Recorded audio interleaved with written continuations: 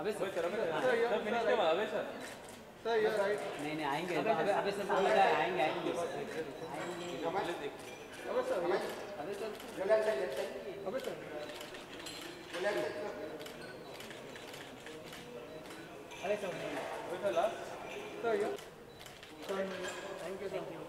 Knockoffs, cell phone is snobbery of the school kid, affluence sits easier on Mumbai's small head.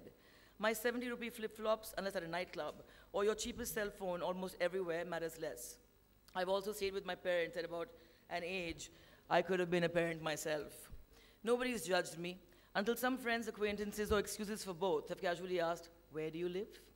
Usually your face or two drop, a few eyes lift up. Chembur? Wow, really? Really? You get the drift. They would have sized you up the same way for, oh, Washi, Thane, Nerul, Pawai, really? Judgment's complete. These are new surnames. Postal address is the only urban caste, your residential coordinates being a fair sum of all your noticeable parts, defining you almost wholly by vintage, income, sociology, aspiration, and your engagement with the city itself. An NGO type blathers on and on to me at a party about the state of the Naxalites in Chhattisgarh and how none of these rich varieties care for the level of discrimination in these parts. I step out with him to take an auto. Where do you stay, he asks. Chembur, he hears and sniggers to my face. There's no question of getting defensive about yourself unless in the company of fine intellect. But a neighborhood, even if you don't know its shortest bylanes, is still yours. A home, even if you can't tell the switch of the fans from the light bulbs, is no one else's. I gently defend my Chem's corner once in a while. Its streets leafier than Varsova's, its location closer to both breadths of the city. Hey, there's a new freeway that gets you without any traffic right onto Victoria Terminus in 13 minutes flat from my house. Chembur is the best kept secret of Bombay. Yeah, sure, I may be non-logic. But try convincing this friend of mine who's just moved into the city and who probably makes enough to afford a lovely space of his own in a well-maintained housing complex in a relatively virgin suburb, paying mortgage that won't burn a hole in his pocket. Try again. Well, he doesn't quite bust his ass off as all through the year so someone can judge him for where he lives, you know. He aspires for social acceptance and respect among his peers rather than a transiently better quality of life. He hardly has time to hang out at bars or restaurants that make his expensive neighborhood cool. He rarely, if ever, goes out at night or parties in general. He has only early mornings, early starts, long days, and flights to catch every other day. But he will now happily withdraw half his salary, given the new lease, to keep this place driving up rents even further in the same area every year. Fair enough. Equality is a modern myth. Prejudices, however harmless, are innately human. Either way, someone will eventually capitalize. This is how the lakh in Bombay turns into the new crore, and 34 of those khokhas are paid upfront by an NRI show-off for a 7th-floor, 4-bedroom apartment in a city that he does not even live in. That fellow coughed up about a lakh for every square foot of a piece of sky by the sea. When bookings for that building had started in the early 90s, the going rate was 7,000. Many more I enjoyed this one in particular because I think that, I mean, Mayank, I've seen him always get that Chembur reaction. And I think I actually was one of those people who said, Chembur? And Neha's still one of those people who says, really, Mayank, Chembur? But you're right, it is one of, I think, Bombay's best kept secrets. And I think that you get the best butter chicken in town also right behind that. That's not mentioned in this chapter. And I think that I read this for the first time last night, in between releasing 6 promos for a totally kind of exploitative song called Pani Pani, and the kind of movies that he disses completely, by the way, and a shoot where I was going completely awry. I'm reading this chapter and saying, will I be able to kind of read articulately and not kind of sound completely garbled to all these intellectual people here? And then I didn't really seep in, but when I was reading it right now, hey, it reads well. And I can say one thing about him. I don't know about the book, but I can say one thing is that as far as a guy is concerned, with all his flaws, I'd give him a 4-star. Whoa. Mayank, you have passed the test. Super. Thank you so much, Pooja. Thank you so much for your time. Thank you for the reading. Thank you very much. We have a huge round of applause, please. Yes, ma'am, you do get to put the book. Okay. And now, ladies and gentlemen, I'm going to call on stage, honestly, one of my favorite actors and someone who's also been at the forefront for a while for Indian cinema and the new wave of Indian cinema. He's going to come and read one of the chapters that he's chosen. Put your hands together for Abhay Deol.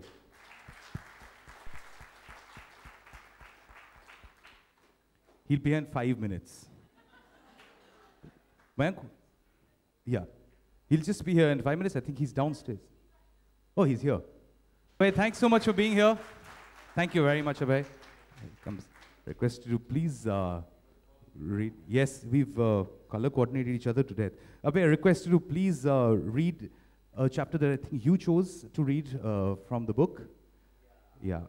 We have found there are two options. One is like there's the microphone situation here, or there's the podium there. That has been more successful. Yes, this has. Good evening, everyone. Sorry, I was at another event, which is why. Just made in the nick of time. All right, so this one is called Goras as Gods, which yeah, you know, fair and lovely and all. Why the West won't look at us, but we mustn't stop sucking up. We used to be a fairly decent debating team, quite thorough with our research, adept with the arguments, and always aware of every motion being discussed in the House. There are just that many popular contentious issues in the world, and we debated them all during practice sessions, over and over again, if not at actual tournaments, where we would more often than not win. To put it quite mildly, we were stars of Delhi's university debating circuit that academic season. But at Scotland's December freeze that same year, as we walked from one heated college classroom to another, we seemed like two odd-skinned, small-built specimens in Western clothes. The first few days, like it is at all knockout sporting tournaments, we had met and convincingly knocked out supposedly weaker teams from Malaysia, Israel, UAE, and the like. Where'd it go? Huh. We were getting noticed. Many would inquire about India's education system after the debates, how we seemed to know so much. I didn't know what there was to say. We were at the World University Debating Championship in Glasgow. How did it matter which part of the world we came from, as long as we were good? Soon I learned it mattered. Excuse me. We moved on to the supposed big league, the upper levels of the tournament, which, unless you were colorblind, looked like a white man's club. All intellectual discourses were meant for the whites, and of course, run by the whites. Their style and delivery, the method, their accents, the chosen topics, and the jury. Their accents, they can't help yet. No one sounds like us, you know. We hardly felt uncomfortable with our obviously Indian manners, though. We had our points to make on the concerned issues, had counter-arguments ready. We had jabbed a few insane analogies and fished out strong instances to strengthen our case, the way all debates work. Inevitably, an almighty Gora or two would pat us on our backs and tell us, "Great show, guys," as if they were admiring friendly waiters after having been served a fine meal at a restaurant. I can never forget a Canadian opponent who'd pretty much dropped out midway through a heated debate. His hushed congratulation of the party later in the night was, "You guys are good, eh? Where'd you learn to speak English?" Was I to explain or remain stunned and embarrassed? I didn't know. I learned English from the same woman, the queen, who taught you, jackass. I finally got it off my chest. The morning after, alone in bed, it was too late. Seriously, that's what you say when he tells you that, not to yourself in bed. The contests I felt were fairly close too, until we read the points tally, going down one debate after another for reasons completely unknown to us, receiving presumptuous looks from the jury, one debate after another. I just realized no matter how much or how little we knew, they were never going to take us seriously on Earth Charter, Euro, Social Security, or healthcare. We were from Delhi University. If we were debating yoga, spices, IT, or occult instead, things we knew nothing about, it could have been another story. Debates of the sort where you solve the world's problems in 6 or 7 minutes flat get inevitably judged on perceptions, not persuasiveness. We were on the wrong side. At best, first among the third world. We should have been happy to belong to that precious subcategory. It exists in all creative fields, whether literature, arts, or cinema. Western commentators, writers, and painters can be artists of the world. Their equivalent from the Eastern Hemisphere, on the other hand, represent their homeland and must, as far as possible, exoticize it in order to be read, heard, or watched by a wider, whiter audience. I don't deny the West its virtues. its multiculturalism in particular. At least it aspires to it, and that's a quality it must remain proud of. But that's supposed to exist within their known environment. Only then will they probably buy it. It's no different for our movies, unless there's a masterly fluke, like Miranar's Monsoon Wedding. It's not the fluke, not from her side. Monsoon Wedding being realistically set in New Delhi, loved within art house circles of New York, although directed by a New York-based filmmaker. Bend It Like Beckham, another beautiful film and a major blockbuster, was about an immigrant population the West does business with. The only Indians from India that the West has been willing to look at have usually appeared in the form of Arabs, monkey eaters, or a fabled Captain Nemo. It never stopped the Indian from sucking up still. Validation from the West is pretty much the ultimate stamp of collective approvals for Indians still. We'd be more than glad to claim any achiever with even a vague trace of Indian blood in their ancestry as our own. Conversely, often someone with an Indian origin in the West is equally expected to have mastered the telling aspects of his ancestry and Indian society while he's lived most of his life abroad and continues to do so. Don't worry, we'll be equally happy to laud you for being Indian if you happen to pick up a Nobel or Booker someday. It's one thing then for Goras, for a change, to become aware of a thoroughly desi Bollywood model who Julia Roberts once called the most beautiful woman in the world. Though we don't quite know when and where she said that about Aishwarya Rai, but never mind that. It's quite another to watch Aishwarya's movie and engage with a point of view. This would be Mistress of Spices. If the point of view is related to India, I guess, it should be ideally about magic, mumbo-jumbo, marriage, and mysticism with a smattering of caste or Kashmir, while at the same time San Francisco, where her film is set, is such a sorted, modern city. This has been going on for a while. Why am I sitting and blabbering about all this stuff now?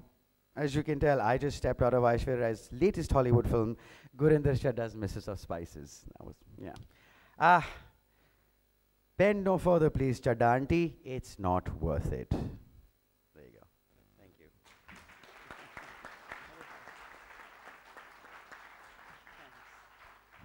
Thanks so much, Abhay. Abhay, I also just wanted to ask you, out of all the chapters that you could have read from it, you also wanted to read this one. Why was it that this reached out to you the most? It was short.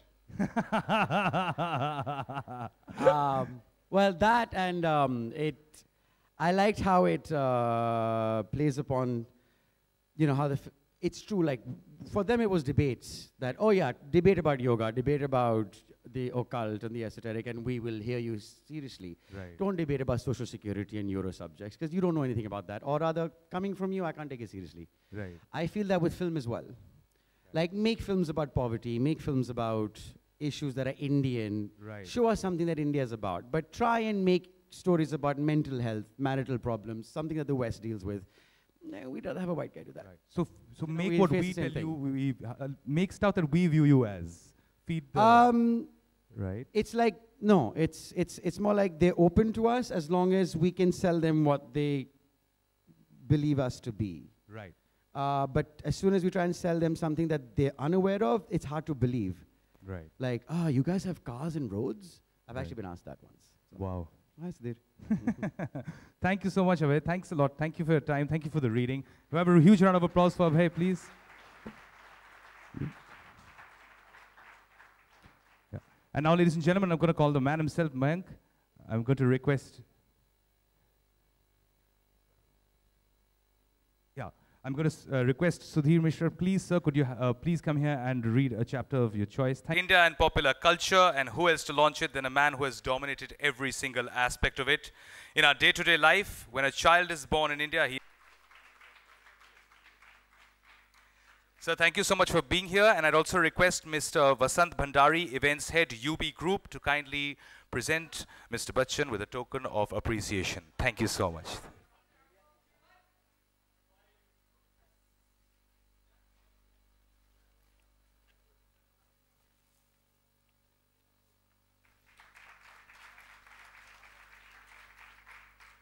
Thank you so much, sir.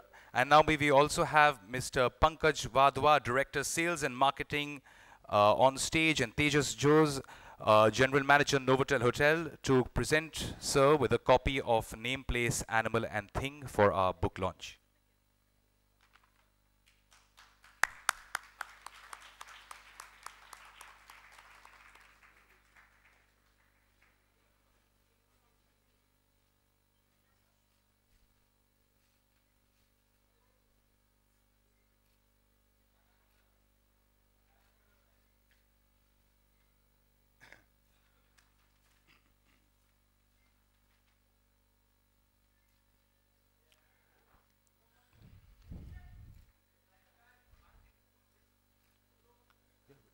Thank you so much, gentlemen. Thank you very much. And now may we also have on stage Abhay, Pooja and Mayank to join Sir for our wonderful book launch. Thank you.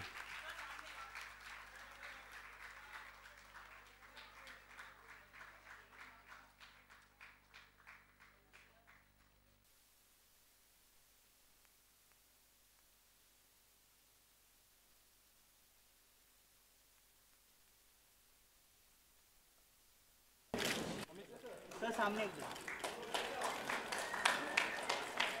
Sir sir sir यहाँ पे centre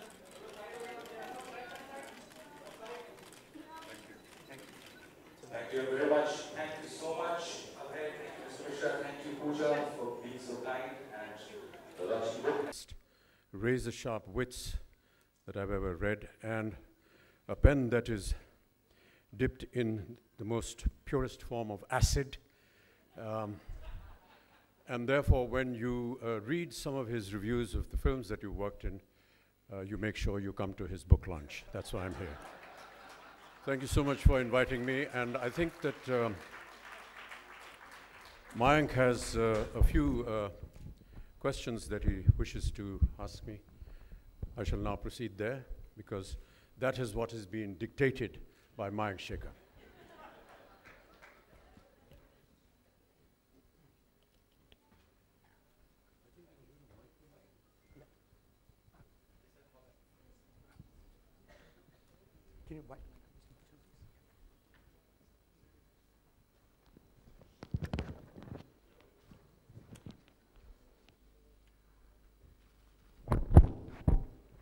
Check 1, 2.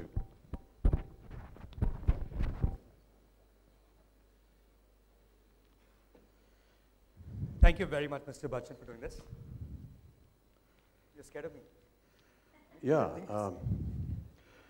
Actually, this is the closest that I've ever been to you in my entire career. So I do hope that you will be kind with me, Hank. That's not true. There's a long story. There's one time that I was in your house, and that holy party that you That's had, right. and quite a few bombs down. I really jumped you, but you don't remember that one. Was that you? That was oh, me. Sorry. Ladies and gentlemen, thank you very much for being here. This is the second part of the book launch. Or as they say, since it's a movie in some form or the other, this is the post-interval, and the hero has just arrived. Big hand again, please. Thank you.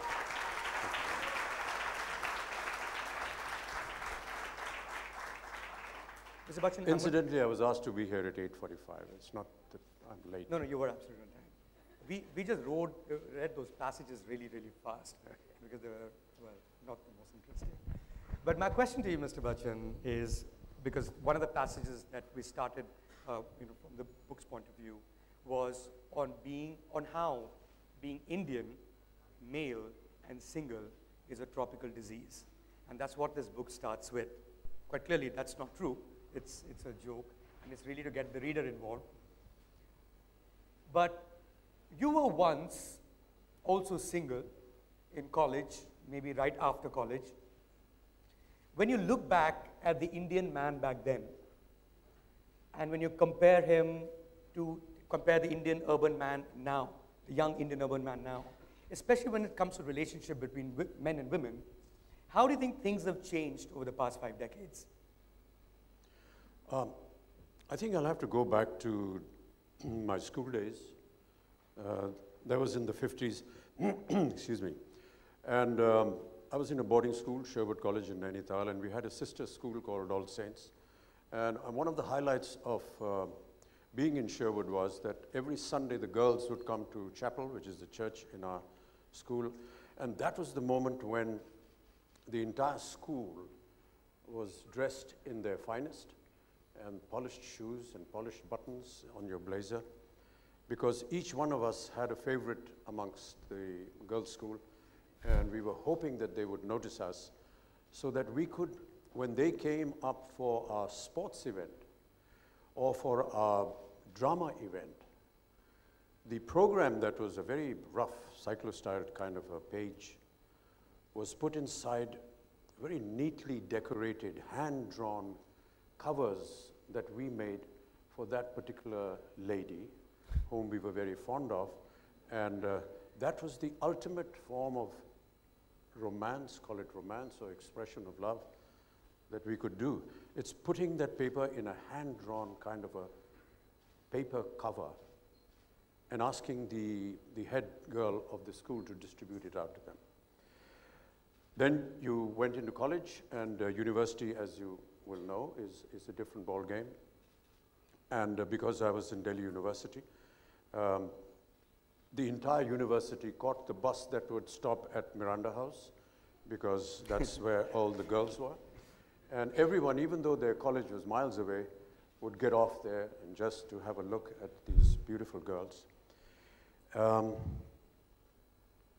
Some very embarrassing moments happened, because I was in Kirodimal College, and Miranda House decided to do a play where they required 3 men. And our drama instructor in Kirodimal was very kindly asked that if he could recommend a few names. So 2 boys were selected from St. Stephen's, and yours truly was selected from Kirodimal.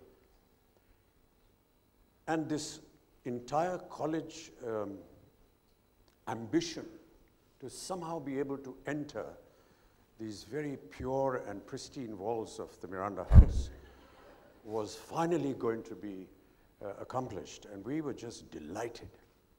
So on the first day of rehearsal, we were asked to come from the back gate into Miranda House. And we walked in with a lot of pride, looking around. And the dormitories are right above. And all the girls were standing there. And it's the first time that I realized how embarrassing it is for a woman, for a lady, when she's not really abused, but teased on the streets, because when the 3 of us walked in, all these girls that were standing there, kya chal hai? Kya style hai yaar? And some whistles were being blown and stuff like that. It was truly, truly embarrassing. That's the first time I realized, what ladies go through on the streets. That apart, then we went into job hunting. I was working in Calcutta.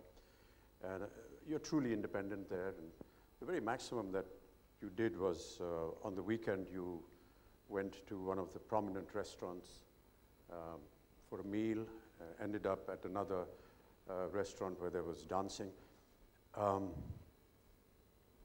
Dancing was different in those times. But how did you? There was physical contact. You held a lady very gracefully, and you waltzed with her, or you foxtrotted with her. And then suddenly came this music where you had no contact at all, and you never even realized whether your partner was dancing with you or the person next door. And those are some of the things that, there was a lot of letter writing. There was more expression through that, but I don't know how today's youngsters conduct themselves. Well, Cyrus does. He goes on Tinder and nobody swipes to the right. But Mr. Bachchan, to what extent do you think popular cinema in particular has had a huge impact on the way men and women interact with each other?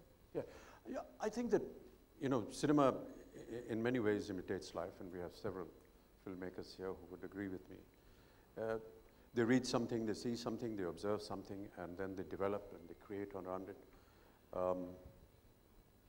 Many times cinema is accused of, sending a wrong impression or a wrong visual out.